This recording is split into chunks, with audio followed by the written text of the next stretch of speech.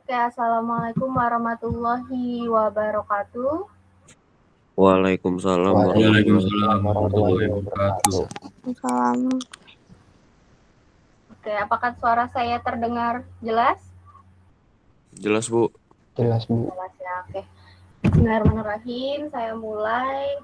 Assalamualaikum warahmatullahi wabarakatuh. Selamat pagi untuk anak-anak semua. Ada suaranya?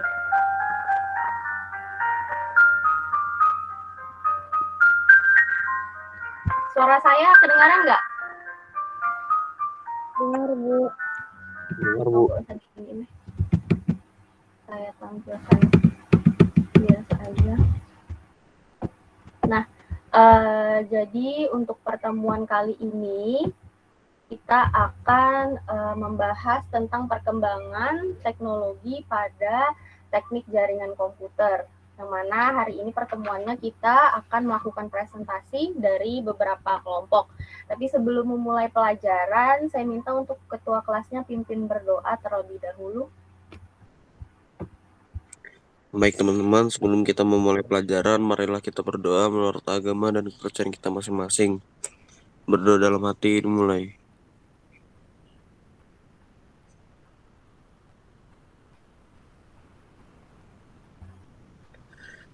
Amin. Berdoa selesai. Oke, terima kasih untuk Raffi udah dipimpin doanya. Nah, jadi sebelum mulai masuk ke pemaparan materi dari masing-masing kelompok, di sini saya akan coba mengingatkan kembali untuk beberapa poin. Yang pertama itu ada poin ketentuan presentasi. Jadi untuk yang melakukan presentasi hari ini, itu ada kelompok 7 ya. Yang pertama ada kelompok 7, kemudian ada kelompok 6, kelompok 4, dan juga kelompok 2. Jadi silakan dipersiapkan materinya, kemudian juga untuk operatornya pasti sudah ditetapkan kan ya, dari masing-masing kelompok.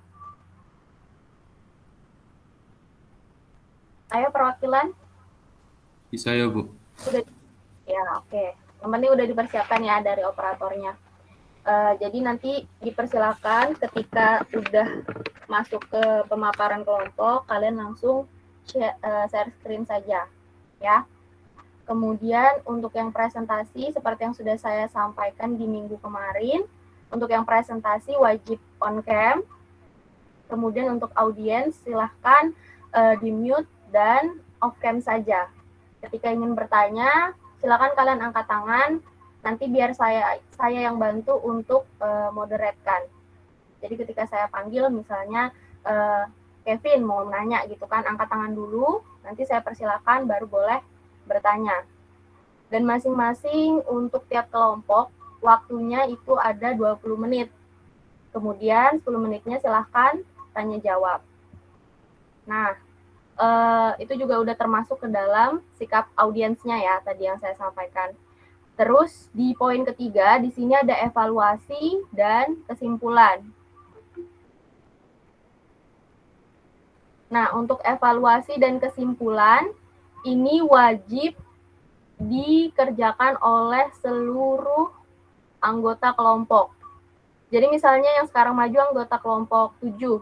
Nah, anggota kelompok 7 juga tetap harus membuat kesimpulan dan evaluasinya. Dari kelompok lain pun juga harus melakukan, menuliskan kesimpulan dan juga evaluasi. Kesimpulannya berisi dari pemaparan yang sudah disampaikan oleh masing-masing kelompok. Sedangkan untuk evaluasinya, boleh kalian evaluasi teman kalian yang sedang memaparkan materi ataupun teman-teman kalian di luar dari presentator. Oke, sampai sini bisa dipahami? Bisa, Bu. Oke, berarti saya cukupkan sampai di sini untuk paparan pembukaannya. Saya serahkan untuk presentasi pertama dari kelompok 7. Kelompok 7 silakan dipersiapkan materinya tentang perkembangan teknologi pada jaringan komputer dan telekomunikasi smart home, smart city, dan smart device. Kepada kelompok 7, waktu dan layar saya persilakan.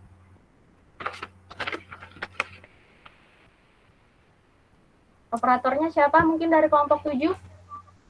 Saya, Bu. Oke, ya. Silakan dibagi layarnya.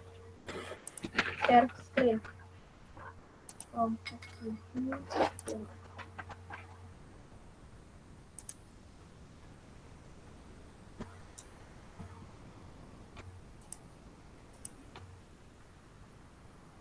Mulai sekarang, Bu.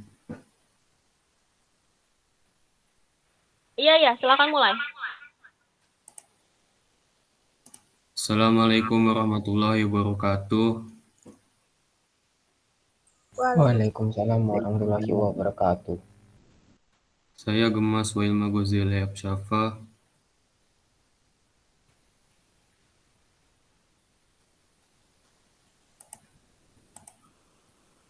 Saya Muhammad Jaki Nugraha. Saya Andre. Saya Muhammad Ridwan Saiful Anwar. Saya Lutfi Darmawan. Kami dari kelompok 7 ingin mempresentasikan hasil kerja kelompok kami. Tema yang kami bawakan adalah perkembangan teknologi pada teknik jaringan komputer dan telekomunikasi, smart home, smart city, dan smart device. A. Mengenal apa itu smart home? Smart home atau rumah pintar adalah teknologi yang memudahkan seseorang dalam melakukan manajemen teknologi atau alat yang terdapat di dalam rumahnya. Smart home dilengkapi dengan perangkat yang memiliki kemampuan untuk mengotomatiskan tugas-tugas yang biasanya dilakukan secara manual oleh manusia. Smart home menghubungkan seluruh perangkat di rumah, sehingga memiliki kemungkinan kita dapat mengontrol teknologi yang ada di rumah seperti akses keamanan rumah, mengontrol suhu ruangan, mengaktifkan AC ketika hendak pulang, mematikan TV dari jarak jauh, mengatur warna lampu, membuka dan menutup pintu otomatis, sensor pintu dan kunci rumah, dan lain sebagainya. Berikut adalah kelebihan dan kekurangan dari smart home. Kelebihannya adalah mengelola semua perangkat rumah dari satu tempat, fleksibilitas untuk perangkat dan peralatan baru, memaksimalkan keamanan rumah, remote control untuk fungsi peralatan rumah, memaksimalkan fungsi dari alat. Kekurangannya adalah penggunaan password yang mengharuskan pengguna untuk lebih teliti saat menggunakan teknologi ini. Adanya kemungkinan munculnya sebuah bug atau kerusakan pada aplikasi yang berisiko terhadap keamanan. Biaya yang relatif mahal, membutuhkan daya listrik yang besar, dan smart home membutuhkan akses internet. B. Mengenal apa itu smart city? Smart city atau kota cerdas adalah sebuah rancangan kota yang cerdas atau pintar yang dapat membantu masyarakat yang ada di dalam kota tersebut dengan melakukan pengelolaan sumber daya yang tersedia dengan efisien. Biasanya smart city menggunakan berbagai jenis sensor teknologi IoT, Internet of Things, yang digunakan untuk mengumpulkan informasi atau data. Smart city adalah sebuah kota yang menerapkan teknologi dengan inovatif, efektif, dan efisien dengan mengoneksikan atau menghubungkan infrastruktur fisik sehingga dapat meningkatkan kualitas pelayanan dan mewujudkan hidup yang baik. Jika hal ini diterapkan di lini kehidupan masyarakat, tentunya juga akan memberikan kemudahan dalam menjalankan aktivitas kesehariannya. Hal inilah yang mendorong kota-kota besar di dunia untuk berpikir dan mewujudkan sebuah kota pintar, kota cerdas yang akan memberikan kemudahan kepada warganya seiring dengan perkembangannya dan majunya teknologi untuk mewujudkan kehidupan yang lebih berkualitas, kota yang berkelanjutan. Karakteristik smart city. Interkoneksi antara bagian perkotaan yang menghubungkan antara internet, sensor, kognition untuk membantu komunikasi antar manusia, integrasi informasi, sistem perkotaan berkaitan dengan internet dan cloud computing yang digunakan digunakan dalam kegiatan bisnis, manajemen kota pintar dan kerjasama layanan interkoneksi komponen kota dan dukungan sistem aplikasi dapat membuat perkotaan menjadi lebih baik. Aplikasi informasi dan komunikasi teknologi atau ICT yang dapat menerapkan teknologi informasi yang lebih canggih dan dapat membangun perkotaan.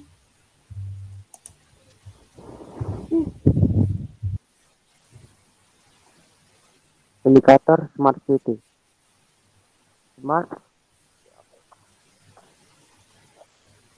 government atau pemerintahan yang cerdas. Smart mobility atau alat transportasi yang canggih. Smart economy, manajemen ekonomi yang baik. Smart environment atau ramah lingkungan. Smart living atau kualitas hidup yang pintar. Smart people atau sumber daya manusia yang memiliki pemahaman terhadap teknologi. Mengenal apa itu smart device. Smart device atau perangkat cerdas adalah sebuah karya cipta perangkat teknologi tepat guna yang bekerja secara interaktif dan otomatis serta mampu memberikan solusi untuk permasalahan yang ada di dalam masyarakat. Smart device dibagi menjadi dua, yaitu mobile device dan desktop device.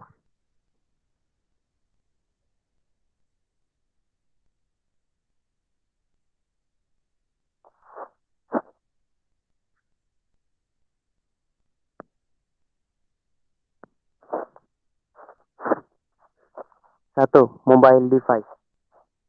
Mobile device atau perangkat mobile adalah alat penghitung atau computing device yang berukuran saku.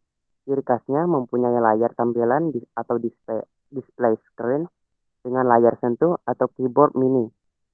Perangkat ini bisa digunakan untuk membaca dan menulis email, bermain internet, dan mendengarkan musik. Smartphone, tablet, dan perangkat seluler yang serupa dapat menjalankan program komputer termasuk game komputer dan memiliki banyak fungsi seperti yang dilakukan oleh desktop PC. Jenis-jenis smart device mobile. Yang pertama, mobile komputer. Mobile komputer adalah teknologi yang bisa melakukan komunikasi jarak jauh dengan transmisi melalui nirkabel atau tanpa kabel. Istilah mobile komputer digunakan pada suatu perangkat yang memiliki ukuran yang kecil atau portable serta mendukung wireless dan komunikasi.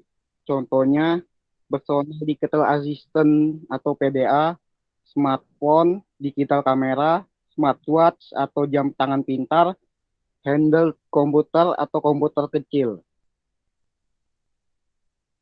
Yang kedua, handheld game console. Handheld game console adalah sebuah konsol game atau permainan video portable kecil dengan layar built-in, kontrol permainan dan pemutar suara. Konsol permainan genggam lebih kecil ketimbang konsol permainan video rumah dan terdiri dari konsol, layar, pemutar suara, dan pengontrol dalam satu unit, membolehkan orang untuk membawa mereka dan memainkan pada setiap waktu atau tempat. Contohnya, PlayStation Portable atau PSP, Nintendo Switch, Sega Game Gear, GP2X atau GP32. Yang ketiga, media recorders.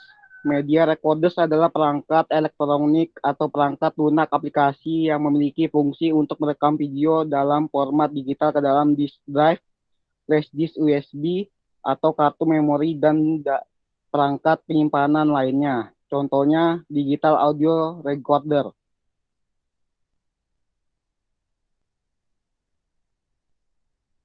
Tiga, media players. Media players adalah pemutar media atau media player merupakan perangkat lunak yang digunakan untuk memainkan berkas atau file yang berekstensi multimedia, seperti video atau audio. Contohnya smart speaker. Dua, desktop device. Desktop device merupakan perangkat komputasi pintar yang memiliki fungsi hampir sama dengan mobile device. dan juga mendukung fitur yang sama seperti wireless atau fitur lainnya. Namun bedanya adalah desktop device tidak bisa dibawa dengan mudah seperti smartphone. Jenis-jenis smart device desktop. Contohnya, laptop, smart TV, all-in-one PC, smart display, game konsol.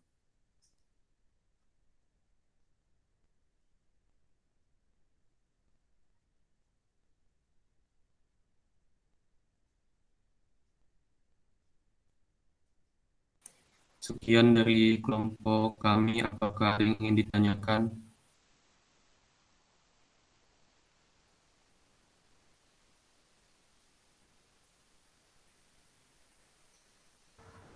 Oke, itu tadi pemaparan dari kelompok 7. Apakah ada yang ditanyakan dari kelompok-kelompok yang lain?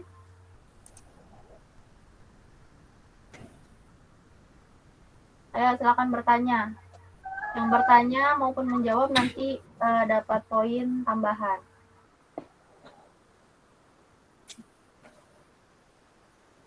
Ada yang ingin ditanyakan?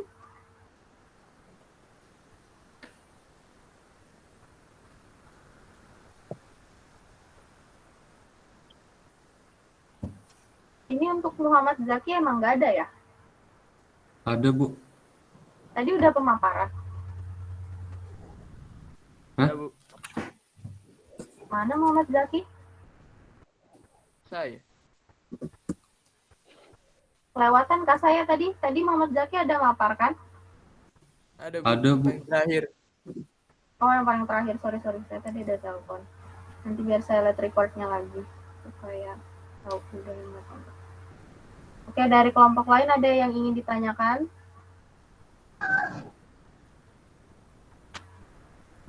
Kalau tidak ada yang ingin ditanyakan, saya coba bertanya ke kelompoknya Kevin. Ada Kevin?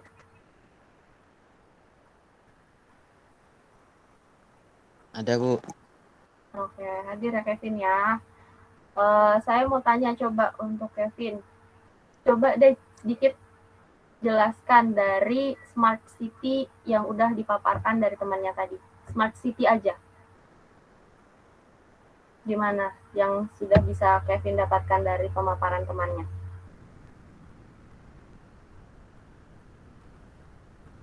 Untuk penjelasan yang Smart City tadi kurang jelas, Bu. Kurang jelas. Iya, terlalu cepat. Siapa yang memaparkan Smart City dari kelompok 7 tadi? Ayo, Bu. Andre. Coba Andre, paparkan sedikit tentang Smart City itu apa sih? Soalnya Kevin nggak jelas tadi katanya. Ya, Bu. Smart City atau kota cerdas adalah rancangan kota yang cerdas atau pintar yang dapat membantu masyarakat yang ada di dalam kota tersebut dengan melakukan pengelolaan sumber daya yang tersedia dengan efisien. Biasanya Smart City menggunakan beberapa jenis sensor, teknologi IoT, Internet of Things yang digunakan untuk mengumpulkan informasi atau data. Ya, Bu. Oke. Nah, dari Kevin udah dengar? Iya, Bu. Coba bisa disimpulkan sedikit aja tentang Smart City tadi seperti apa?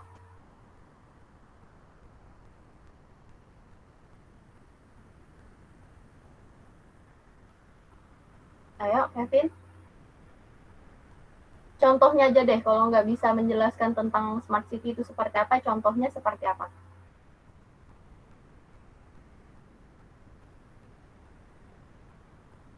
Smart City. Dari Kevin dari kelompok 5. Coba dari kelompok 5 ada yang bisa bantuin Kevin?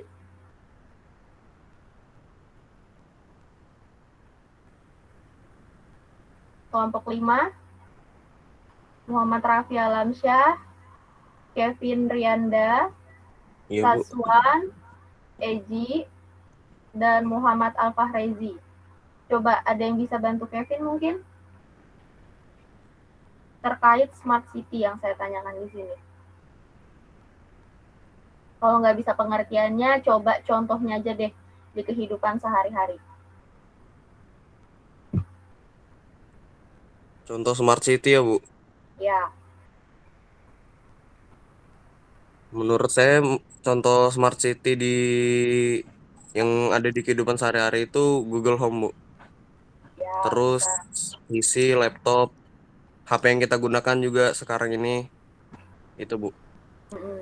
Ya, udah benar dari Raffi. Jadi dari presentasi ini saya harapkan kalian semua aktif ya, nggak cuma presentator aja yang menyampaikan, tapi dari audiens itu juga ada timbal baliknya. Kalian bertanya atau mungkin kalian memperhatikan itu sudah suatu timbal balik. Karena di sini nggak ada yang bertanya, makanya saya yang menanyakan. Nah dari saya tanya tadi ternyata masih ada yang belum paham, ada yang kelewatan, ada yang ternyata materinya pemaparannya terlalu cepat jadi temannya nggak paham. Nah jadi saya harap setiap kelompok bisa saling aktif. Jadi ada yang bertanya, ada yang memaparkan. Oke ya? Oke, untuk kelompok 7 saya kembalikan lagi, ada yang mau ditanyakan ke kelompok 7 tentang perkembangan teknologi telekomunikasi, smart home, smart city, dan smart device. Ada yang mau ditanyakan ke kelompok 7? Apa sudah cukup?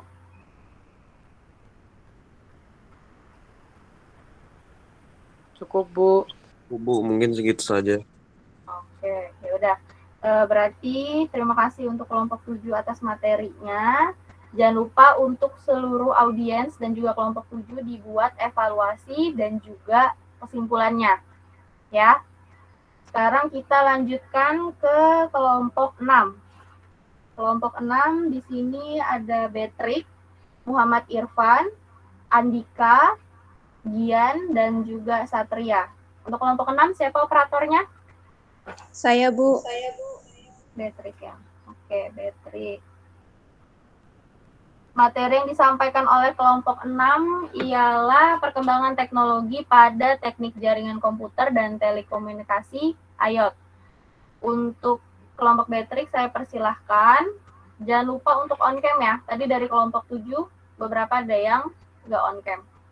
Itu jadi catatan buat saya karena itu udah peraturan. Jadi untuk yang presentasi saya ingatkan sekali lagi untuk on cam. Oke, saya persilakan ke kelompok 6 untuk memaparkan materinya.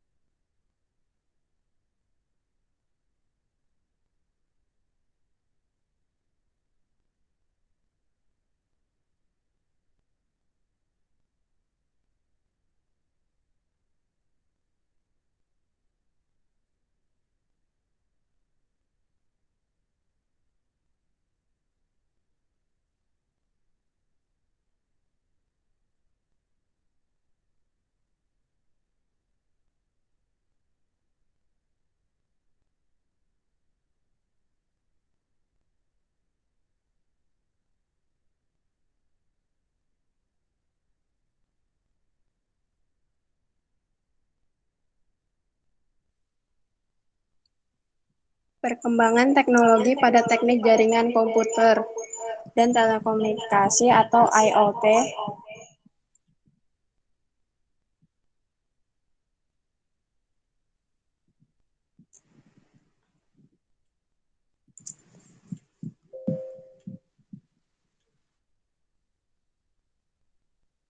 Nama kelompok, Betrik Madika Purnama. Saya Muhammad Irfan Mufarid Ramadan.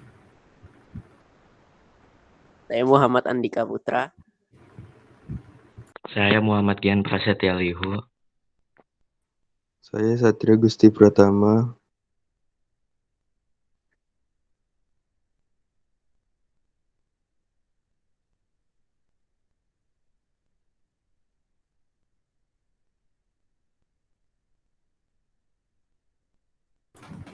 Pengertian teknologi.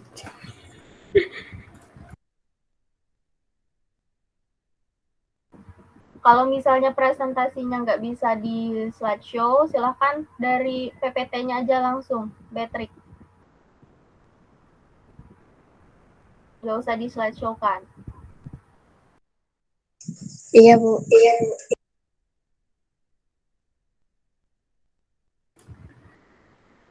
Pengertian teknologi IoT. IoT atau kepanjangan dari Internet of Things adalah sebuah konsep atau program di mana sebuah objek memiliki kemampuan untuk mentransmisikan atau mengirimkan data melalui jaringan tanpa menggunakan bantuan perangkat komputer dan manusia. Perkembangan IoT dapat dilihat mulai dari tingkat konvergensi teknologinya kabel, Microelectromechanical System atau MIMS, Internet dan QR, Quick Response. IoT juga sering diidentifikasi dengan RFID, Radio Frequency Identification.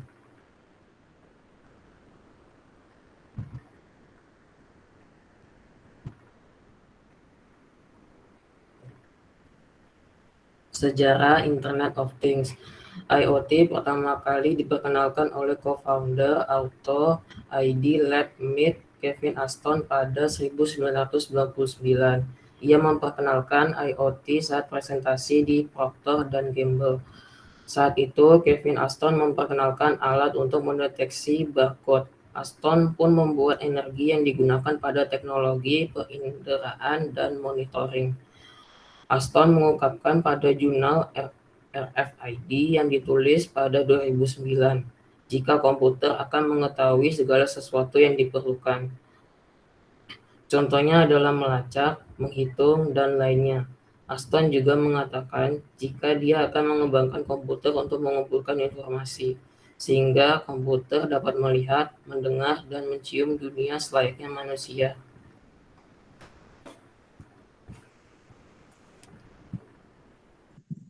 Unsur-unsur IoT. 1. Artificial Intelligence atau kecerdasan buatan. Artificial Intelligence atau AI atau dalam bahasa Indonesia adalah kecerdasan buatan. Merupakan sebuah penemuan yang dapat memberikan kemampuan bagi setiap teknologi atau mesin untuk sebuah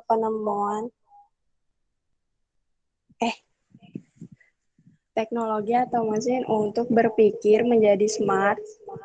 Jadi, AI di sini dilakukan dengan mengumpulkan berbagai data, pemasangan jaringan, dan pengembangan algoritma dari kecerdasan buatan.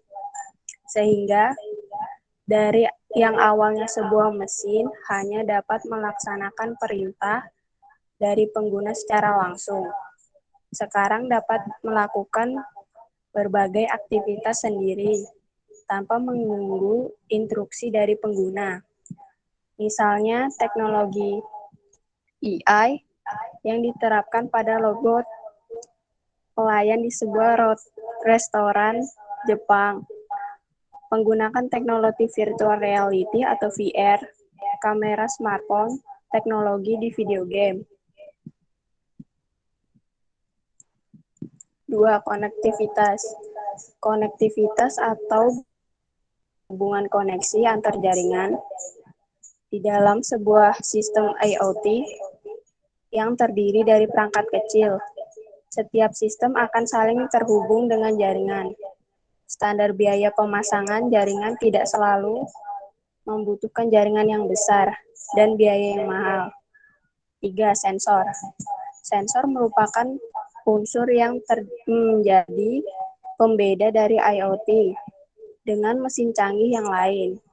Dengan adanya sensor, mampu untuk mendefinisikan sebuah instrumen yang dapat mengubah IoT dan jaringan standar yang cenderung pasif menjadi sistem aktif yang terintegrasi dengan dunia nyata.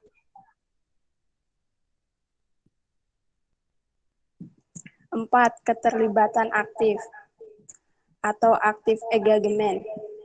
Banyak mesin modern yang masih menggunakan keterlibatan engagement secara pasif.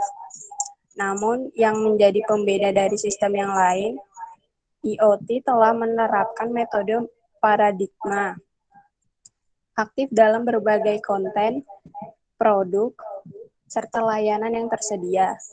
5. Perangkat berukuran kecil.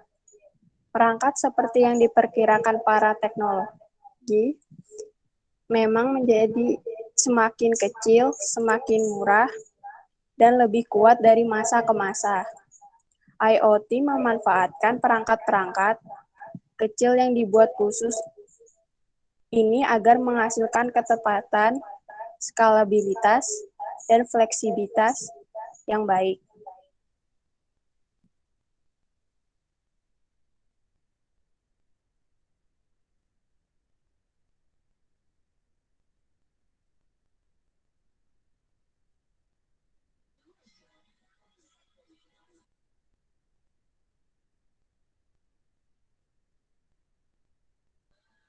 Cara kerja IoT. Cara kerja Internet of Things yaitu dengan memanfaatkan sebuah argumentasi pemrograman yang dimana tiap-tiap perintah argumennya itu menghasilkan sebuah interaksi antara sesama mesin yang terhubung secara otomatis tanpa campur tangan manusia dan dalam jarak berapapun internet yang menjadi penghubung di antara kedua interaksi mesin tersebut. Sementara manusia hanya bertugas sebagai pengatur dan pengawas bekerjanya alat tersebut.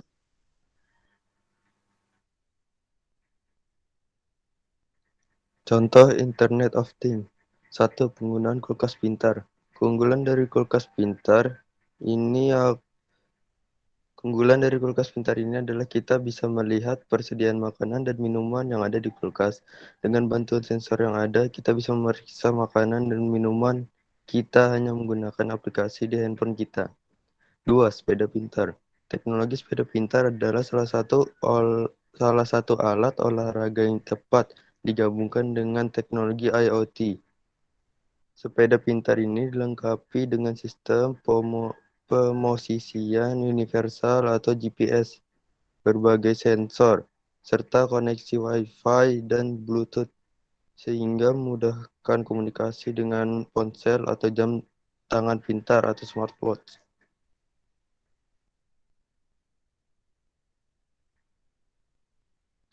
Smart Home. Teknologi IoT dimanfaatkan untuk menjaga keamanan sebuah hunian adalah Smart Home. Dengan menggunakan Smart Home, kita bisa mengetahui segala kondisi di setiap sudut rumah. Dengan adanya terkoneksi dengan jaringan internet atau Wi-Fi, Smart Home dapat mendeteksi pergerakan yang ada di dalam dan di luar rumah, termasuk juga untuk menyalakan lampu, menutup pagar rumah, hingga menyalakan televisi dan radio.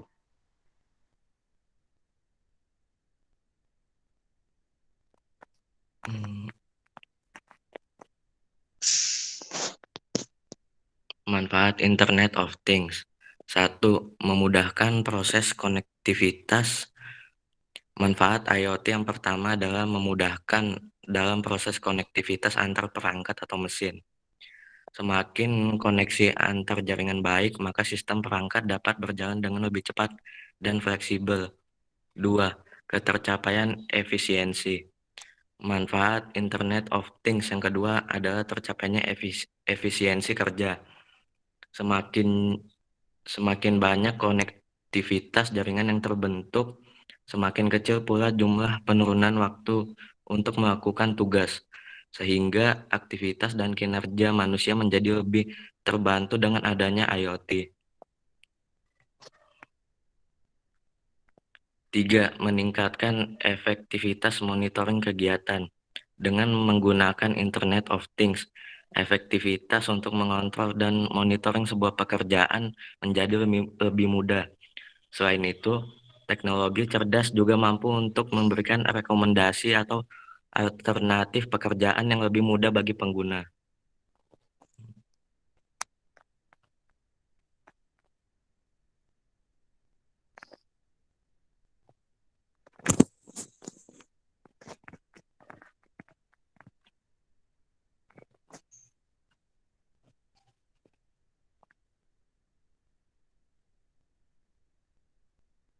Udah selesai? Itu tadi ada satu slide yang dilewatin. Kenapa? Yang di slide 13.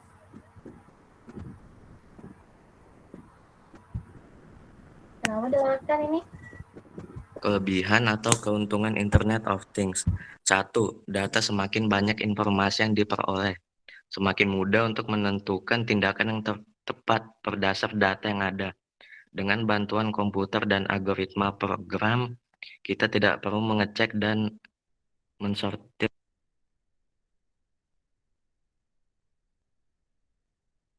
Termute, Gian. Gian, suaranya termute. 2. Tracking dalam sistem inventories dengan bantuan komputer akan sangat mudah untuk mengecek persediaan lokasi dan kualitas barang sehingga memudahkan kita untuk melakukan pengelolaan sehingga tidak ada kasus kehabisan barang karena lalai dalam pengecekan jika dilakukan secara manual. 3. Waktu dengan bantuan sistem komputer yang telah diprogram sebelumnya untuk mengolah informasi tertentu dan melakukan tindakan sesuai yang telah diprogramkan, maka proses analisa dan pengambilan keputusan berdasar data yang besar akan sangat cepat.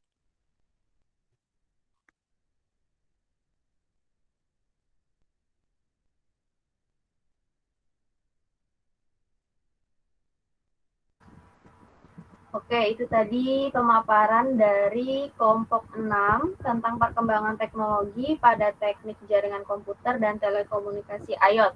Silakan kepada kelompok yang lainnya, apakah ada yang ingin ditanyakan ke kelompok 6? Ada 29 orang nih yang hadir. Apakah ada yang ingin ditanyakan?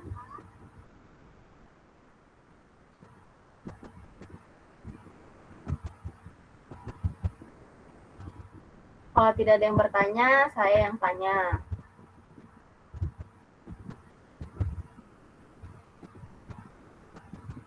Jangan ditinggal tidur ya, mic-nya. Coba deh, Alvin Kurniawan. Iya, kenapa, Bu? Nah, oke, Alvin Kurniawan. Memperhatikan kan ya dari tadi? Iya, Bu. Oke, coba deh sebutkan salah satu contoh dari perkembangan teknologi yang berhubungan dengan IoT. Satu aja contohnya. Penggunaan kulkas pintar. Oke, bisa. Tadi udah ada penggunaan kulkas pintar. Siapa tadi? Alvin ya, Alvin. Faik hadir?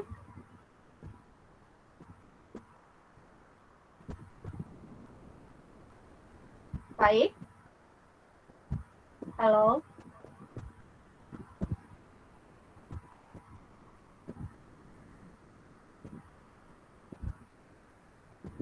Tes, baik.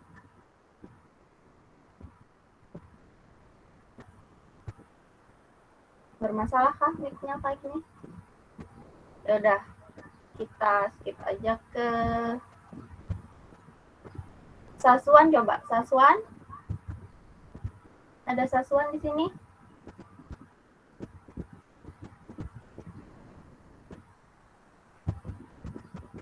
Nggak hadir ya Saswan ya?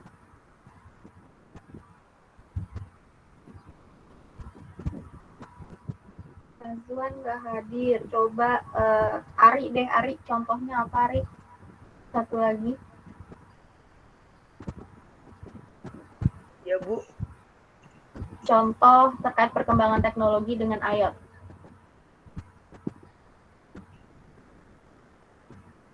Kulkas pintar. Udah tadi dijawab sama Alvin, kulkas pintar. Kalau rumah pintar itu termasuk nggak sih, Bu? Kok balik nanya?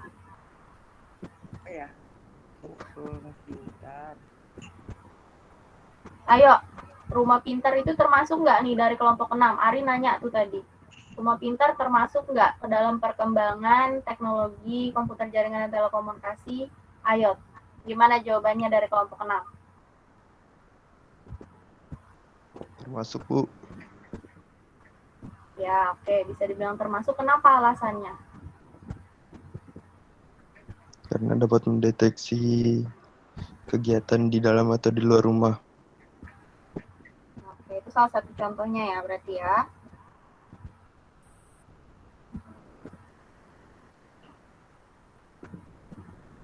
Oke, ada lagi yang ingin ditanyakan dari kelompok 6? Atau udah paham semua materinya?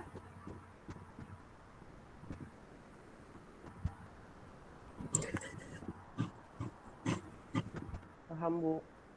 Paham ya? Udah paham ya Ari ya tadi ya, smart home berarti masuk ke dalam perkembangan teknologi dan komunikasi IoT juga. Gitu ya. Oke, terima kasih untuk kelompok 6 atas paparan materinya. Kelompok selanjutnya ada kelompok 4. Kelompok 4 terdiri dari Ari Maulana, Pak Ikramadan, Muhammad Irawan, dan Suci Aminah. Suci Aminah. Ya benar-benar, Suci Aminah. Materi yang dibawakan terkait perkembangan teknologi pada teknik jaringan komputer dan telekomunikasi fiber optik. Silahkan untuk operatornya di-share presentasinya. Operator dari kelompok 6 siapa? Ari, Bu. Ari ya? Oke, silakan Ari. Halo, ya, waalaikumsalam. Astagfirullahaladzim, lupa. Kenapa?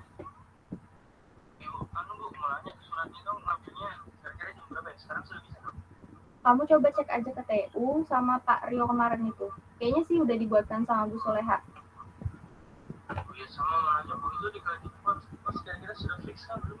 Insya Allah kamu udah fix kalau di Kaltim Pos. Cuman kalau di Kaltim KC tadi nggak bisa karena katanya bakalan WFH. Jadi kesian juga kalau misalnya ternyata kalian apa namanya tuh? Iya, ikut PKL terus malahan WFH kan ilmunya nggak dapet. Jadi di drop ke Kaltim Pos. Nanti kalau ternyata memang Kaltim Pos nggak bisa, berarti kalian di drop lagi ke Selika. Pokoknya ikutin aja apa yang diarahkan sama Bu Suleha ya. Itu berarti kemarin itu Kaltim Pos memang sudah ada dihubungin gitu ya? Iya, ya, udah.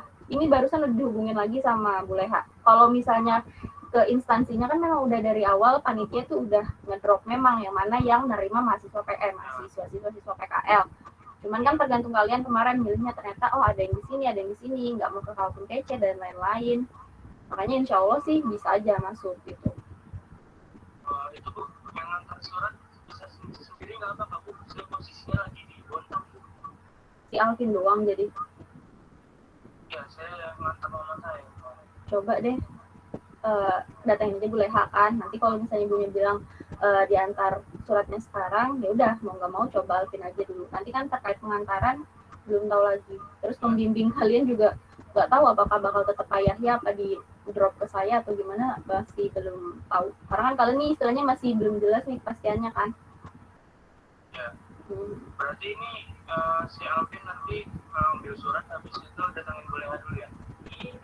Kayaknya sih coba lihat aja kalau boleh hanya memang udah nggak ada di sekolah, ya udah langsung drop aja ke Kaltim Pos. Cuman kalau dari Bu Leha sih tadi ngabarin ke saya, ibunya udah hubungkan ke pihak Kaltim Pos. Mungkin udah dikirimkan surat PDF-nya juga. Atau ini apa saya pernah Bu, kalau Bu Leha itu biasanya ada di mana? Nah, Bu Leha itu jarang sebenarnya di sekolah. Paling kalau memang pun ibunya ada ya di BKK kayak kemarin itu di ruangan BKK, kalau enggak di UPW. Nanti saya kasih kontaknya aja deh. Jadi cepet kok bisa ini. Saya minta kontaknya Alvin coba. Terima kasih Bu. Iya ya, kontaknya Alvin jangan lupa kirimin ya. Karena kan Alvin yang di sini tuh.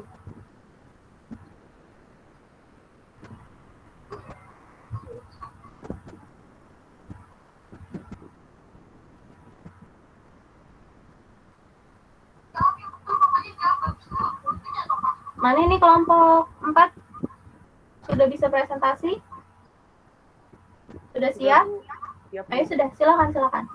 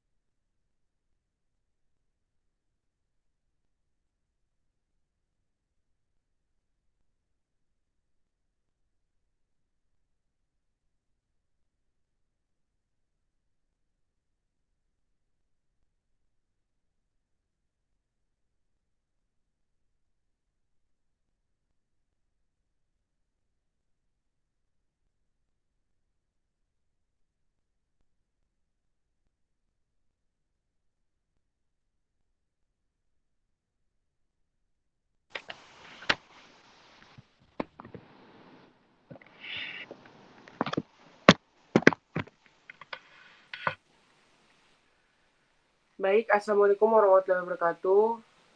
Selamat pagi dan sejahtera untuk kita semua. Di sini saya selaku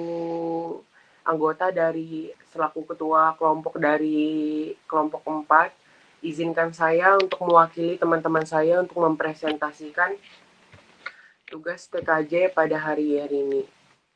Sebelum memulai presentasi, izinkan saya memperkenalkan kelompok saya. Yang pertama, Ari Maulana Pasha selaku saya sendiri. Yang kedua, Suci Aminah Rahmania. Yang ketiga, Muhammad Irawan Saputra. Yang keempat, Faik Ramadan Firdaus.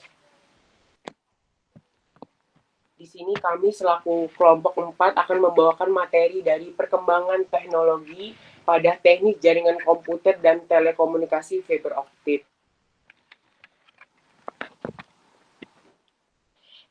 Kemajuan teknologi sekarang ini semakin pesat sehingga kebutuhan akan komunikasi data antara dua komputer atau lebih dibutuhkan alat agar dapat terhubung.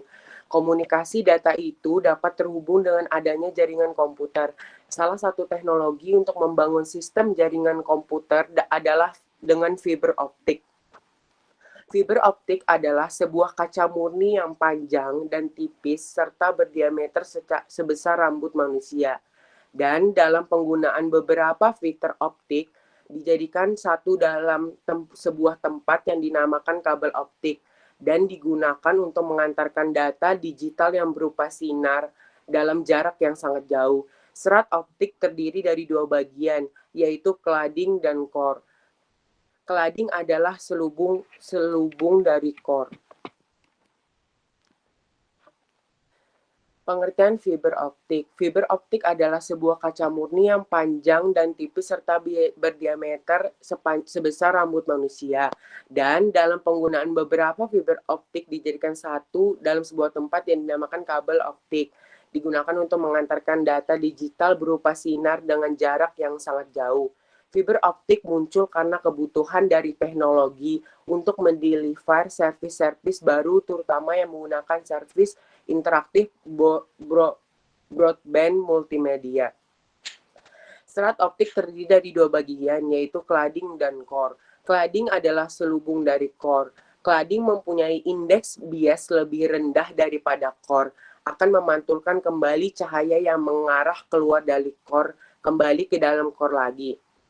Efisiensi dari serat optik ditentukan oleh kemurnian dari bahan penyusun gelas. Semakin murni bahan gelas, semakin dikit cahaya yang diserap optik. Mengenal teknologi fiber optik. Jadi di sini kami dari kelompok 4 ingin menjelaskan lebih lanjut tentang fiber optik. Teknologi fiber optik pada awalnya digunakan untuk mengirim gambar pada tahun 1950 hingga penelitian terus berlanjut dan saat ini digunakan untuk mengirimkan informasi dalam bentuk gelombang cahaya. Selain itu, karena adanya teknologi fiber optik, PPT-nya Ari nggak jalan. Baik. Bentar ya.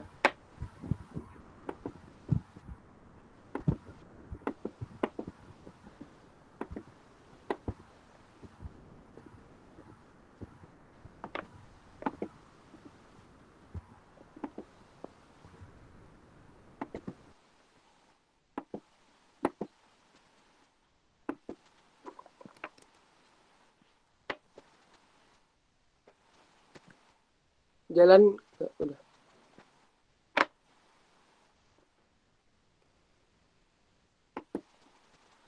Selain itu, karena adanya teknologi fiber optik, kita bisa menggunakan layanan internet yang berkecepatan tinggi karena menggunakan kabel yang terbuat dari kaca atau plastik yang sangat halus.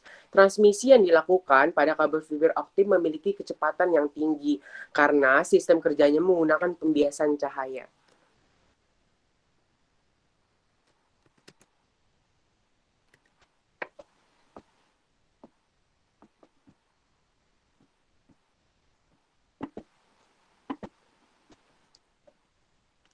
Kabel fiber optik merupakan kabel yang dibuat menggunakan dari bahan kaca atau plastik sangat kecil yang memiliki ukuran 120 mikrometer.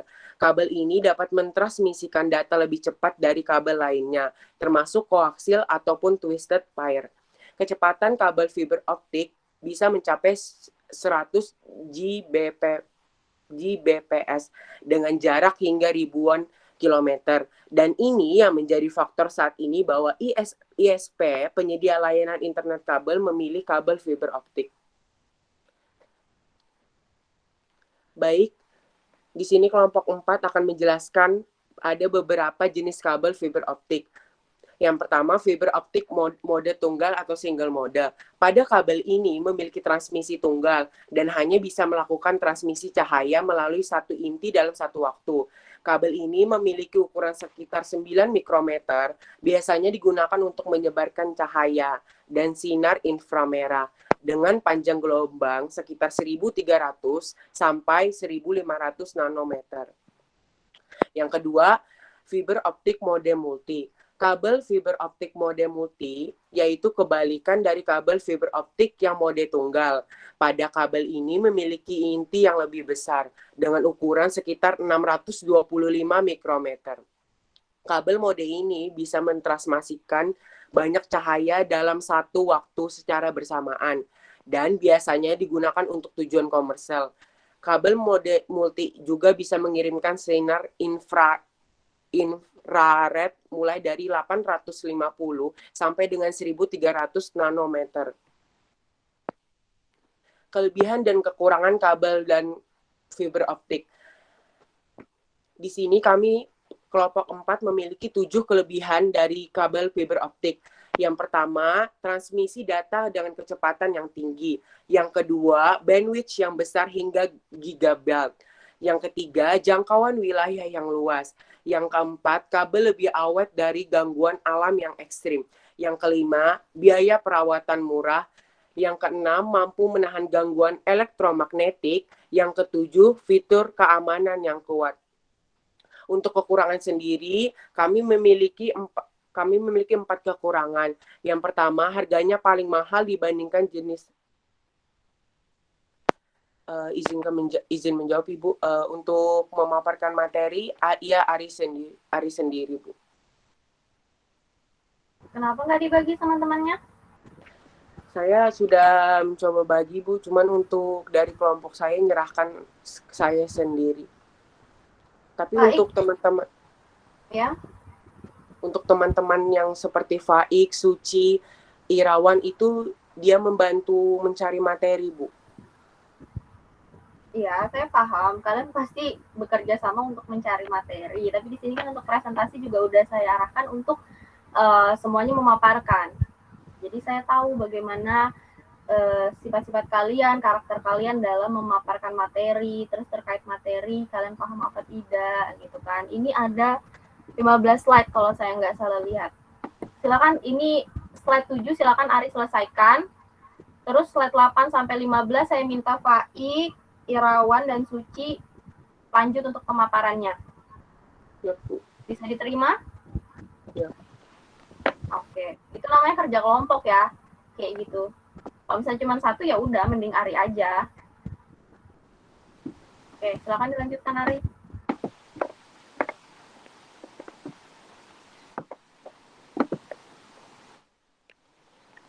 Yang kedua, proses instalasi yang rumit. Yang ketiga, butuh investasi yang besar saat pemasangan.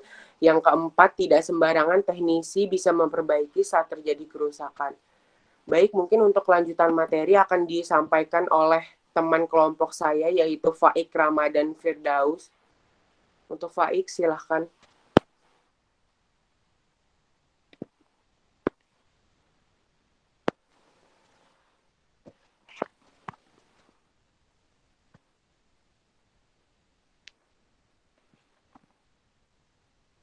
Baik, masih bermasalah ke device-nya? Silakan tulis di kolom chat aja.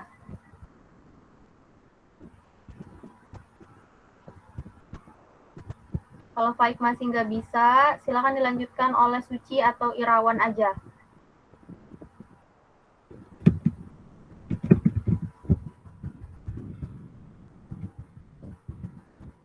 Suci hadir, Suci? Mohon maaf Bu, untuk Suci dan Irawan tidak join di grup di Google Meet ini. Kenapa? Saya sudah chat mereka Bu, tapi checklist. Saya juga agak bingung gimana mereka. Tapi tahu kan kalau jadwalnya untuk presentasi kelompok 4 hari ini? Tahu Bu. Baik, nggak ada device lain ya? Cuman menggunakan HP ini aja kah? Yang digunain sekarang?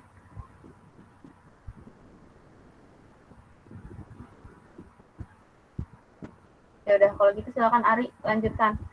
Gak apa-apa kan Ari? Untuk pemaparan materinya semua Ari yang memaparkan? Gak apa-apa Bu. Oke, silakan dilanjutkan Ari ya. Baik, untuk lanjutannya, di sini akan membahas fungsi dari fiber optik. Fiber optik memiliki fungsi untuk menghubungkan antar komputer dalam satu jaringan yang sama. Namun, fiber optik memiliki kelebihan dan keistimewaan sendiri, yaitu bisa memberikan akses maupun transfer data yang memiliki kecepatan tinggi. Selain itu, serat optik memiliki ketahanan yang tinggi seperti tahan pada gangguan elektromagnetik, gangguan cuaca, karena serat optik tidak mengandung arus listrik. Berikut cara kerja fiber optik. Fiber optik memiliki cara kerja yang cukup dengan kabel biasanya. Namun di sini bedanya adalah kabel fiber optik tidak menggunakan arus listrik untuk menyebarkan data, melainkan menggunakan aliran cahaya. Aliran cahaya tersebut adalah konvensi dari aliran listrik, jadi aman dari gangguan elektromagnetik. Fiber optik memanfaatkan serat kaca untuk mendapatkan refleksi cahaya yang tinggi, sehingga data bisa disebarkan dengan kecepatan yang optimal. Sumber refleksi tersebut dari cahaya yang berada pada serat kaca dengan sudut rendah. Baik, untuk selanjutnya mengenal peralatan pada fiber optik. Yang pertama ada fusion splicer. Fusion splicer digunakan untuk menyambungkan kabel optik dengan bantuan mesin las khusus sehingga proses penyambungan kabel optik dapat dilakukan secara otomatis. Yang kedua ada cleaver. Cleaver menggunakan alat atau perlengkapan pada fiber optik, yaitu untuk membuat potongan ujung kabel yang hampir sempurna. Yang ketiga ada stripper. Miller stripper digunakan untuk mengupas serat berlapis 250 ohm pada kabel fiber optik, sehingga memastikan pengupasan mendapatkan hasil yang bersih dan rapi. Yang keempat ada OPM, atau bisa disebut optical power meter. Optical power meter berguna untuk melakukan pengujian yang mengukur secara akurat, yaitu lebih tepatnya pengujian pada kekuatan signal optik yang melewati kabel fiber. Yang kelima ada OTDR atau bisa dibilang Optical Time Domain Reflectometer. OTDR atau Optical Time Domain Reflectometer merupakan alat yang digunakan untuk melakukan pengukuran waktu pantulan cahaya dari kabel fiber optik. OTDR pada dasarnya menentukan karakteristik kabel fiber optik yang digunakan untuk merambat sinyal optik.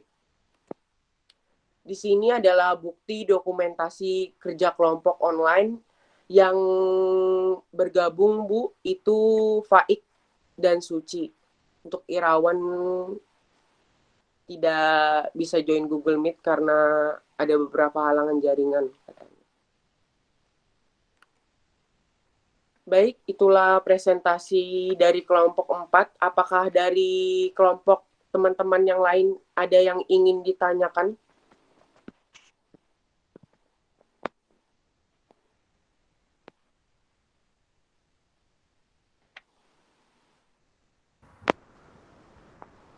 Oke, silakan Dea. Menurut Ari, apakah kabel fiber optik efektif apabila dipakai hanya untuk jaringan yang kecil dan tidak mempunyai kapasitas transfer data yang besar? Baik, terima kasih Dea atas pertanyaannya. Menurut kelompok saya itu kurang efektif. Karena kalau hanya untuk jaringan kecil dan tidak berkapasitas transfer data yang besar, cukup menggunakan kabel coaxial atau until STP. Fiber optik lebih efektif untuk jaringan yang luas dengan kapasitas dan kecepatan transfer data yang besar.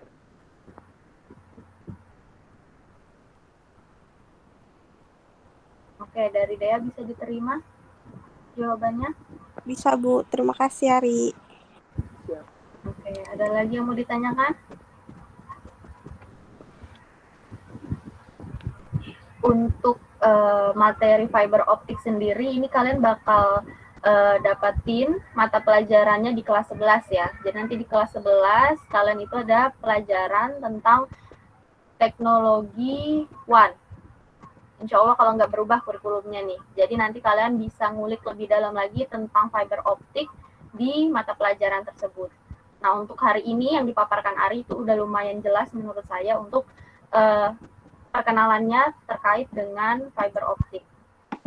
Ada alat-alatnya juga tadi untuk pengukuran dari transmisi fiber optik dan lain-lainnya. Jadi nanti untuk lengkapnya, materi dari fiber optik sendiri kalian bisa dapetin di kelas 11. Karena untuk kelas 10 yang kalian dapatkan hanya dasar dari kejuruan TKJ dulu. Oke, kita lanjutkan lagi mungkin dari kelompok lain. Ada yang ingin bertanya ke kelompoknya Ari?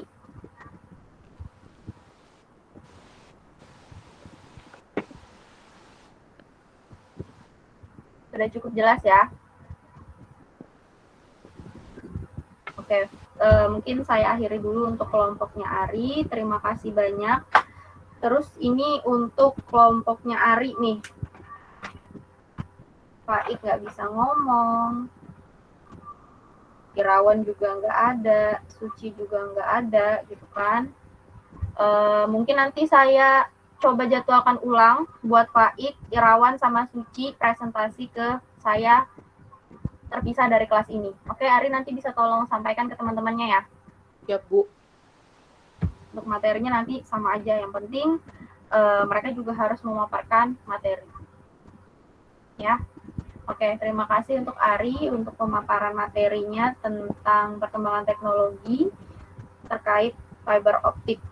Sekarang kita lanjutkan ke kelompok terakhir. Yang memaparkan materi pada hari ini ada kelompok 2. Materi yang dibawakan adalah perkembangan teknologi pada teknik jaringan komputer dan telekomunikasi microwave link. Dengan anggota kelompok Khalifah, Muhammad Ezra, Muhammad Rafi, dan Alvin Kurniawan. Kepada kelompok 2, waktu dan layar saya persilahkan. Silakan untuk operator kelompok 2. Baik, Bu. Sebentar, Bu. Rafi ya, OP-nya? Iya, Bu. Oke. Silakan dipersiapkan. Buat yang lainnya jangan lupa untuk menuliskan kesimpulan dan juga evaluasi dari kelompok-kelompok yang sudah memaparkan materinya hari ini dan segera kumpulkan di classroom yang sudah saya buat. Harusnya sih udah terupload ini karena saya jadwalkan jam 9 kalau nggak salah tadi malam. Jadi harusnya kelasnya udah ada terupload. Silakan kalian nanti fotokan hasil evaluasi dan juga kesimpulan dari kelompok yang memaparkan materi hari ini, kemudian kalian kumpulkan di classroom. Tadi misalnya contohnya dari kelompok Ari, cuman Ari itu kan yang memaparkan materi. Nggak apa-apa, dievaluasi silakan kalian tambahkan catatan terkait Suci, terkait Irawan, ataupun teman-teman kalian yang lain. Jadi saya tahu bahwa kalian kan sekelas nih, berarti kalian bisa memahami juga gimana sih teman-teman kalian. Kalian juga melakukan penilaian terhadap teman-teman kalian. Begitu pula dengan saya. Saya juga melakukan penilaian ke kalian. Oke, mungkin dari kelompok 2 udah siap, saya persilahkan. Assalamualaikum warahmatullahi wabarakatuh. Kami dari kelompok 2 akan mempresentasikan tentang perkembangan teknologi pada teknik jaringan komputer dan telekomunikasi microwave. Kelompok kami beranggotakan Muhammad Rafi, yaitu saya sendiri, kedua Khalifah Nur Indriani, yang ketiga Muhammad Ezra Zaid Gaisa Putra, dan yang keempat Alvin Kurniawan. Pertama, mengenal apa itu microwave link. Microwave link merupakan sistem komunikasi yang menggunakan gelombang radio dalam berkomunikasi. Rentang frekuensi gelombang mikro digunakan untuk mengirimkan informasi antara dua lokasi. Microwave link banyak digunakan di dalam industri, seperti dalam penyiaran menggunakan tautan gelombang mikro untuk mengirimkan informasi atau program dari studio ke lokasi pemecar yang bisa jadi jaraknya bermil-mil. Selain itu, dengan teknologi ini, penyedia layanan internet nirkabel menggunakan tautan gelombang mikro untuk menyediakan akses internet dengan kecepatan tinggi tanpa menggunakan koneksi kabel. Perusahaan telepon juga menggunakan untuk mentransmisikan panggilan antara pusat switching melalui tautan gelombang mikro. Kemudian ada antena microwave yang memiliki fungsi untuk menerima serta memancarkan gelombang mikro atau radio dari BTS ke Base Station Controller atau BSC, atau juga dari Base Transceiver Station atau BTS ke Base Transceiver Station BTS juga. Kemudian microwave system. Dalam microwave system ini dibagi menjadi dua bagian, yaitu indoor unit dan outdoor unit. Indoor unit berada di dalam shelter dan outdoor unit itu berada dan melekat pada antena microwave. Tautan gelombang mikro sangat mudah beradaptasi karena tautan tersebut adalah broadband. Broadband merupakan jangkauan frekuensi yang begitu luas yang digunakan untuk mengirimkan data atau menerima data. Selain itu, merupakan koneksi internet transmisi data yang berkecepatan tinggi. Jadi kenapa gelombang mikro begitu mudah beradaptasi? Dikarenakan mereka dapat memindahkan sejumlah besar informasi dengan kecepatan tinggi. Selain itu, gelombang mikro dapat menghembus hujan, kabut, dan salju, serta diperkirakan cuaca buruk tidak mengganggu transmisi. Microwave link satu arah mencakup 4 elemen utama, yaitu pemancar, penerima, saluran transmisi, dan antena. Komponen ini berada di setiap sistem komunikasi radio, termasuk telepon seluler, radio dua arah, jaringan nirkabel, dan penyiaran komersial. Yang kedua, komponen microwave link yang akan dilanjutkan oleh Indriani. Komponen microwave link. Di dalam microwave link terdapat beberapa komponen. Berikut ini adalah komponen utama dari microwave link. Indoor unit berfungsi sebagai modulator, demodulator signal. Selain itu juga berfungsi sebagai forward error correction. Indoor unit biasanya diletakkan di dalam gedung. 2. Outdoor unit berfungsi untuk melakukan konversi signal digital termodulasi yang mempunyai frekuensi dari rendah ke frekuensi tinggi. Daya outdoor ini dicatu dari indoor unit melalui kabel koaksi. 3. Antena. Antena berguna untuk mentransfer energi elektromagnetik dari ruang bebas ke saluran transmisi dan sebaliknya. 4. Waveguide. Berguna untuk meminimalisir redaman, loss, yaitu salah satu kunci dari link microwave. 5. Menara. Digunakan untuk menopang microwave antena. Perhitungan dalam jumlah antena dan beban total harus benar agar tidak melampaui kapasitas beban maksimum dari menara. 6. Kabel intermediate frequency. Kabel intermediate frequency adalah kabel yang digunakan atau difungsikan sebagai media transmisi untuk menghubungkan antara indoor unit dengan outdoor unit. Selanjutnya, Alvin. Saluran pada microwave link. Berikut ini beberapa saluran pada microwave link. Saluran microwave dapat dibagi menjadi 3 kategori, yaitu 1. Long haul. Long haul memiliki frekuensi kerja 2-10 GHz. Pada kondisi iklim dan frekuensi yang normal dapat menempuh hingga rentang 45 km sampai 80 km. Frekuensi yang biasa dipergunakan yaitu 2, 7, dan 10 GHz. 2. Medium haul. Medium haul memiliki frekuensi kerja 11-20 GHz. Panjang hop antara 40 km dan 20 km. Frekuensi yang biasa dipergunakan adalah 13, 15, dan 18 GHz. 3. Short haul. Short haul menjangkau jarak paling pendek dan bekerja pada jangkauan frekuensi tinggi, 23-58 GHz. Frekuensi yang biasa digunakan adalah 23, 26, 27, 38, 55, dan 58 GHz.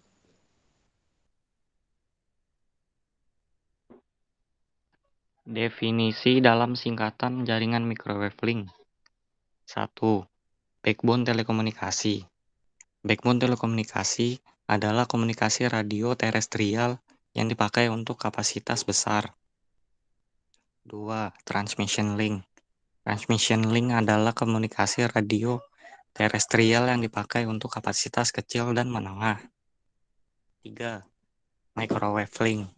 Microwave link adalah sistem komunikasi radio titik ke titik melalui gelombang mikro, antara lain digunakan pada sistem backbone telekomunikasi dan transmission link, serta mempunyai fungsi untuk mentransmisikan informasi dari satu titik ke titik lain. 4. Studio transmitter link. Studio transmitter link adalah komunikasi dari titik ke titik yang menghubungkan stasiun penyiaran dari suatu lembaga penyiaran ke sarana pemancar atau secara transmisi untuk menyalurkan siaran. 5. Spurious emission. Spurious emission adalah emisi gelombang radio di luar bandwidth yang ditentukan. 6. Antena. Antena merupakan subperangkat radio yang berfungsi untuk memancarkan atau menerima suatu sinyal frekuensi radio. 7. Jitter. Jitter adalah variasi dalam jangka pendek yang tidak kumulatif sesaat signifikan suatu sinyal digital dari posisinya yang ideal pada skala waktu.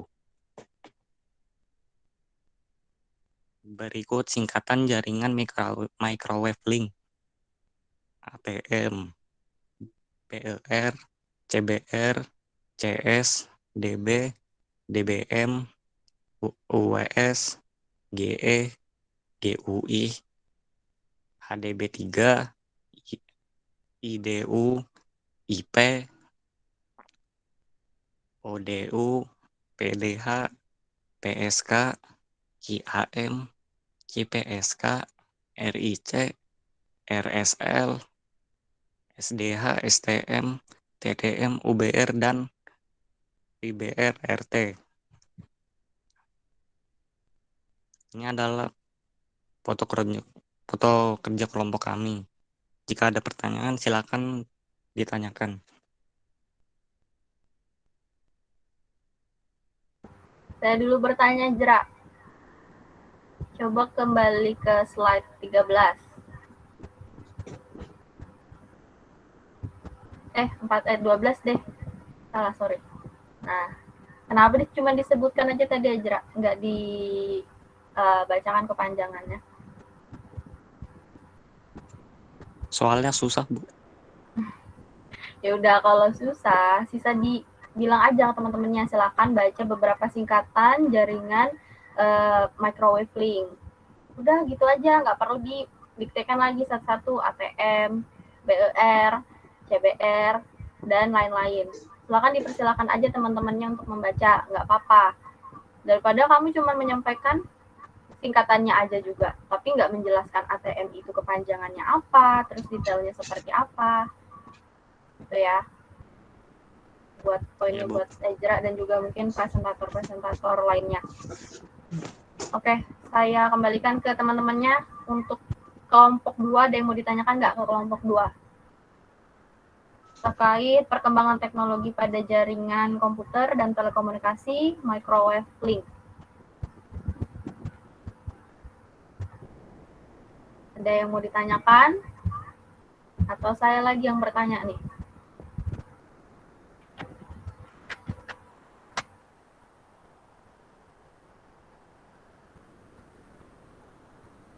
Hadat hadir nggak, Hadat? Nggak ada ya? Hadat nggak ada. Coba Nabila. Nabila? Baru dipanggil keluar.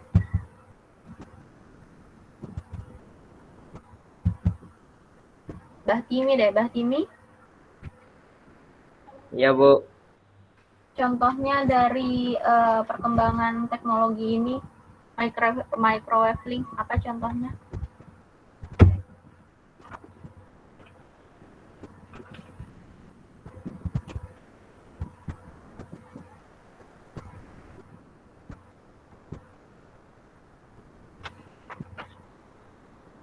Ayo, Mbak Timi. Bentar, Bu. Nge-lag, Bu. Nge-lag apanya? Suaramu nggak nge-lag kok. Cari di internet ya.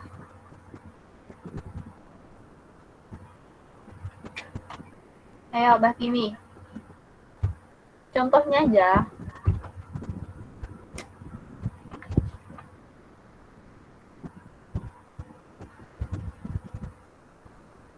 Coba Khalifah Nur Indriani. Khalifah.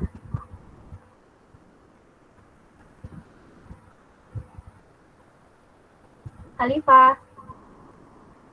Masih ada di pertemuan ini apa udah keluar jangan-jangan?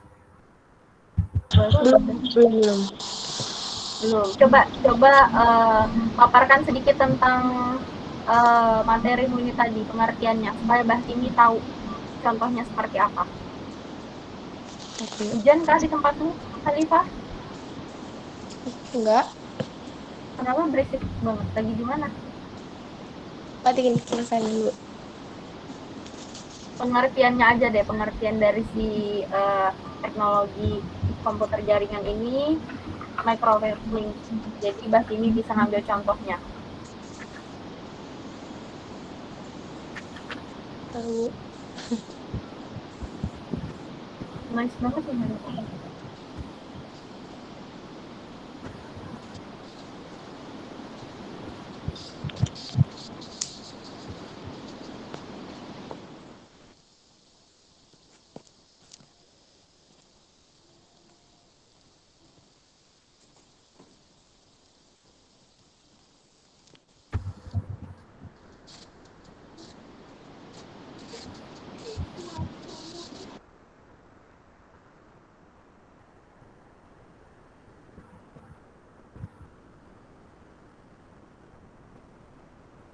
Coba dari Alvin aja deh.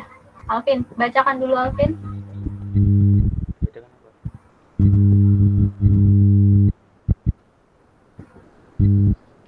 Bacakan ini gak, Bu? Ya. Mengenal microwave link.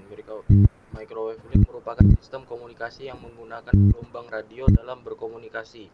Rantang frekuensi gelombang mikro digunakan untuk mengirimkan informasi antara dua lokasi. Microwave link banyak digunakan di dalam industri, seperti dalam penyiaran, menggunakan mikro untuk mengirim informasi atau program dari studio ke lokasi pemancar. Bisa jadi jaraknya bermil-mil.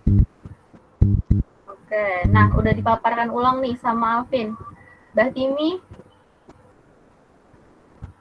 gimana untuk contohnya udah dapat Mbak Timi? Tower jaringan, Bu. Tapi bisa di mute dulu. Iya, apa tadi Mbak Timi? Tower jaringan, Bu. Tower jaringan. Oke.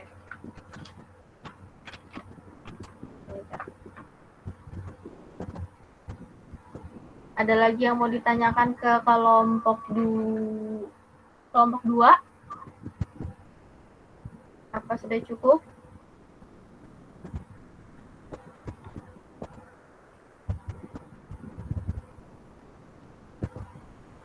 Kalau sudah cukup, silakan ditutup presentasinya, Raffi.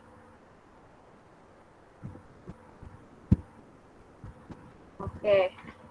Jadi itu tadi pemaparan terkait perkembangan teknologi pada teknik jaringan komputer dan telekomunikasi, yang mana hari ini udah ada 4 kelompok yang maju. Dari kelompok 7 tadi terkait perkembangan teknologi dengan smart home, smart city, dan juga smart device.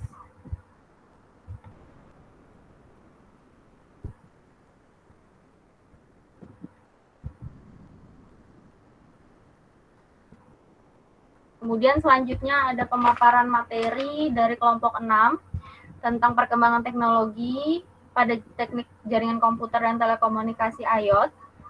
Terus kelompok 4, perkembangan teknologi pada teknik jaringan komputer dan telekomunikasi fiber optik. Dan kelompok 2, perkembangan teknologi pada jaringan komputer dan telekomunikasi microwave link. Yang mana bisa kita tarik kesimpulan dari 4 kelompok yang udah memaparkan materi ini tadi, itu semuanya saling berkaitan.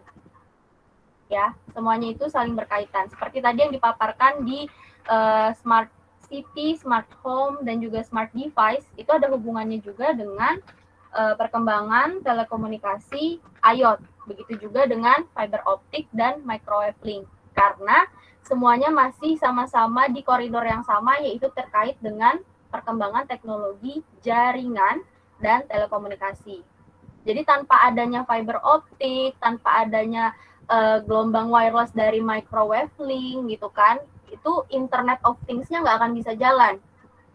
Kalian semua nggak akan bisa menggunakan smart device, di rumah kalian nggak akan bisa menggunakan device-device yang udah mengaplikasikan smart home tadi.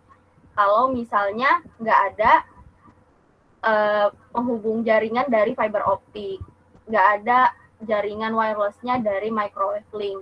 Makanya dari perkembangan telekomunikasi jaringan, mulai dari smart device, smart city, smart home, itu juga berhubungan dengan Internet of Things yang ditransmisikan atau disalurkan melalui kabel-kabel fiber optik maupun wireless microwave link.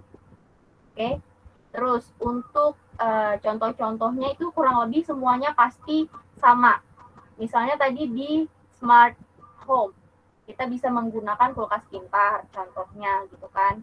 Terus misalnya contoh-contoh lainnya di rumah-rumah orang luar negeri gitu kan, mereka bisa melihat atau memantau CCTV dari handphonenya mereka terhubung ke CCTV yang ada di rumah.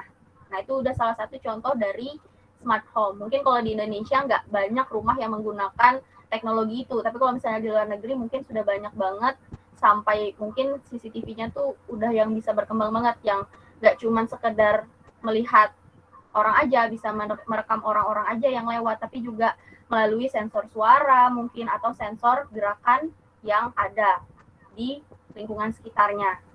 Nah, kemudian untuk smart city. Smart city itu contohnya kalian nggak usah jauh-jauh mikirkan seperti apa smart city.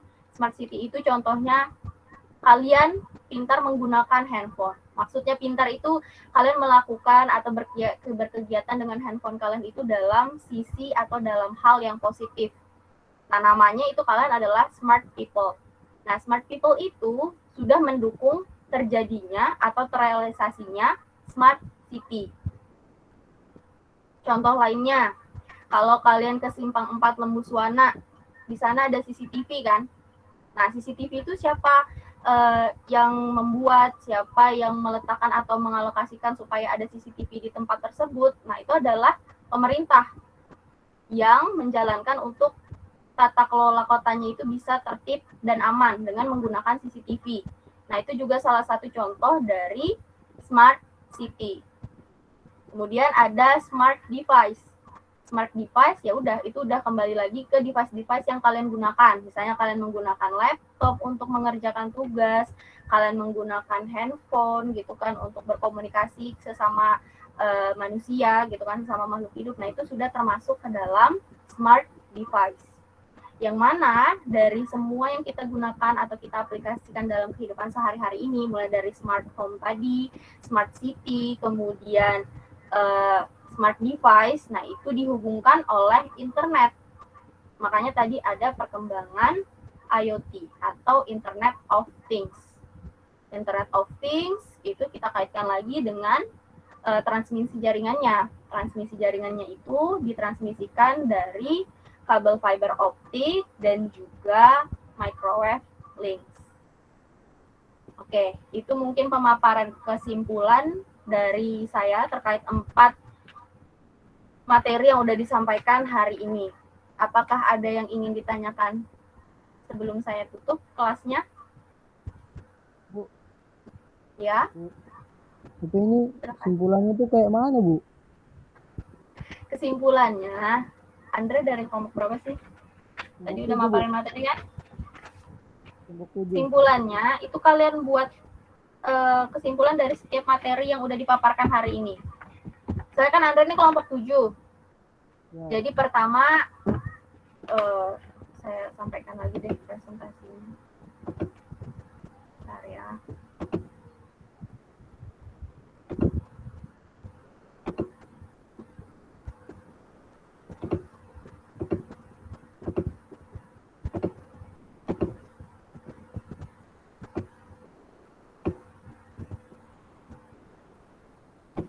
Sudah terlihat?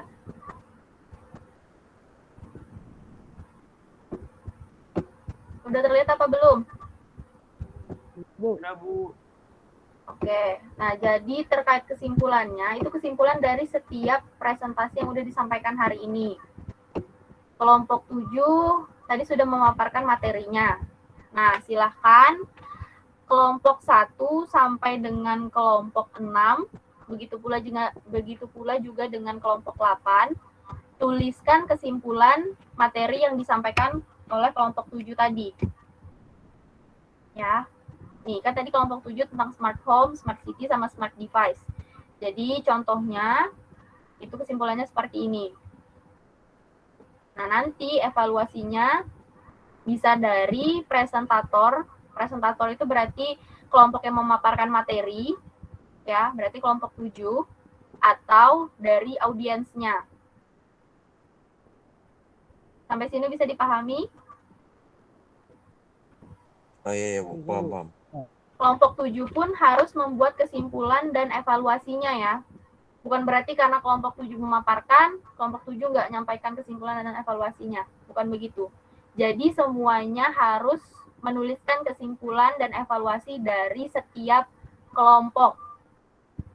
Nah, tadi kan yang tampil pertama kelompok 7. Kemudian kalian lanjutkan lagi ke yang tampil kedua, ada kelompok 4. Nah, silakan kalian tuliskan apa sih materi yang bisa didapatkan dari pemaparan kelompok 4 tadi, kemudian evaluasinya apa sih gitu. Ya. Diteruskan sampai ke kelompok selanjutnya, berarti 6 dan 2 ya ada tadi. Nah, itu silakan dituliskan. Nanti untuk presentasinya saya coba drop di grup, jadi kalian bisa sambil baca-baca lagi materinya. Ya. Bu, itu tugasnya individual kah per kelompok, Bu? Individual. Oh, berarti kita masing-masing ngerjain ini ya? Masing-masing. Karena ada juga penilaian evaluasi. Jadi misalnya ternyata Raffi sekelompok sama siapa, jadi Kevin, Saswan, dan lain-lain. Misalnya di hari ini kan belum tampil nih, belum memaparkan materi. Nanti mungkin ketika memaparkan materi misalnya ternyata Eji nggak bisa ikut karena alasan pribadi misalnya kayak gitu. Nah, nggak apa-apa dituliskan evaluasinya. Eji nggak bisa ngikutin, Bu. Jadinya kelompok kami kesusahan dalam memaparkan materi karena slide yang disampaikan terlalu banyak, misalnya seperti itu. Nah, itu nggak apa-apa, kalian tuliskan di evaluasi. Jadi kalian saling mengevaluasi diri kalian dan juga teman-teman kalian. Nggak hanya di kelompok kalian, tapi di kelompok yang lainnya juga. Seperti itu. Oke, bisa dipahami? Bisa, Bu. Sekarang saya coba mau tanya dulu dari kelompok 8 ada nggak di sini hadir? Malvino, Hadir, Bu. Sahrul, Hafi. Nah, kelompok 8 belum ada ngirimin filenya? Apa udah ada dikirim? Udah, Bu. Sudah? Ya. Coba saya cek dulu ya. Tapi ini yang hadir cuma kamu ya di sini ya? Hafi ya? Iya, Bu. Yang lainnya kemana? Nggak tahu. Tadi Kalian sudah tuh saya harus perhatian sama teman-temannya. Paling nggak sama teman satu kelompok lah. Tadi teman satu kelompok saya sudah saya chat buat gabung ke Meet, tapi cuma di red aja.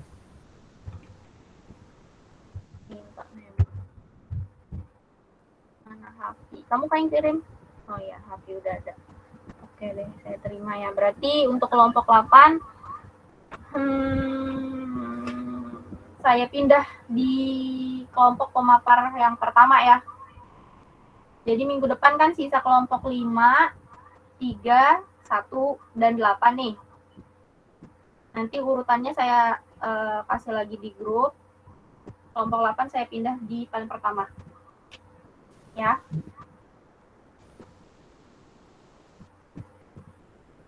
Oke, ada yang ingin ditanyakan lagi? Kalau sudah nggak ada, saya ingatkan kembali untuk mengisi absensinya, kemudian juga untuk tugas kesimpulan dan evaluasinya segera dikerjakan.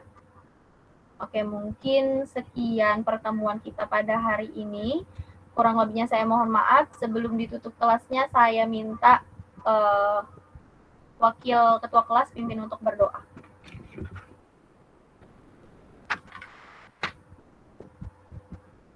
Wakilnya silakan. Ya Bu, baik sebelum mengakhiri pembelajaran kita pada hari ini, alangkah baiknya kita berdoa menurut agama dan kepercayaan masing-masing. Berdoa dalam hati dimulai.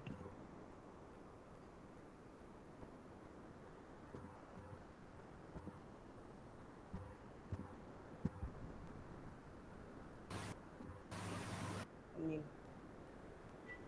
Oke, terima kasih Ari.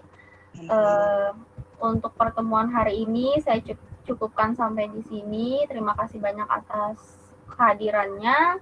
Kurang lebihnya saya mohon maaf. Wassalamualaikum warahmatullahi wabarakatuh. Waalaikumsalam warahmatullahi wabarakatuh. Terima kasih, Bu. Terima kasih Bu. Terima kasih Bu. Jangan lupa minggu depan untuk bergabung lagi ya. Siap Bu. Oke, silahkan meninggalkan room.